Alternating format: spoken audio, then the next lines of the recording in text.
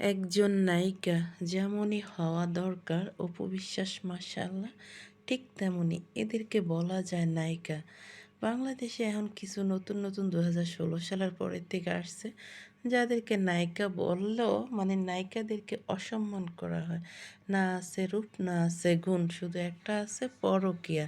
আর নিজেদেরকে বলতে পারে আমাদের পারিবারিক ব্যাকগ্রাউন্ড ভালো, আমরা শিক্ষিত মানুষ, শিক্ষিত ফ্যামিলির থেকে উঠে এসেছি। তো আমার কথা হয়েছে যে এত ভালো এত শিক্ষিত ফ্যামিলি, এত ভদ্র পয়সাওয়ালা মানুষ কেন সিনেমা করবে? আমি এটা বুঝি না। যাদের ব্যাকগ্রাউন্ড ভালো তারা তো সিনেমা করার কথা না। তাদের ব্যাকগ্রাউন্ড ভালো, তারা পারিবারিক শিক্ষা, তাদের সব কিছু নিয়ে তারা থাকবে অন্যরকম লেভেলের মানুষ। আর সাধারণ ফ্যামিলির থেকে উঠে আসা মূর্খরা না তো নায়ক নায়িকা হবে। শাকিব খান মূর্খ, অপু বিশ্বাস মূর্খ। তো এদের ঠিক আছে মূর্খতা, কিন্তু শিক্ষিত পরিবার থেকে মেয়েরা কেন আসে নায়িকা হতে? না অন্যের সংসার ভাঙতে? আপনারাই বলুন।